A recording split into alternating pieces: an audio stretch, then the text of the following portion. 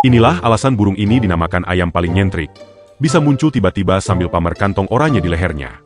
Kenalin, Greater Prairie Chicken, si raja dansa dari padang rumput.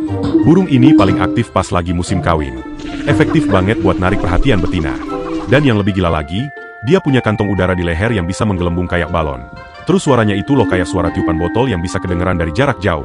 Bukan cuma pamer leher, dia juga bakal joget sambil hentah-hentakin kaki dengan kecepatan tinggi di atas tanah. Benar-benar mirip ritual dansa suku kuno. Padahal cuma pengen pamer kekuatan kesaingannya. Meskipun gayanya heboh, populasi mereka sekarang makin langka gara-gara habitatnya berkurang. Menurutmu gaya joget burung ini keren atau malah kelihatan lucu?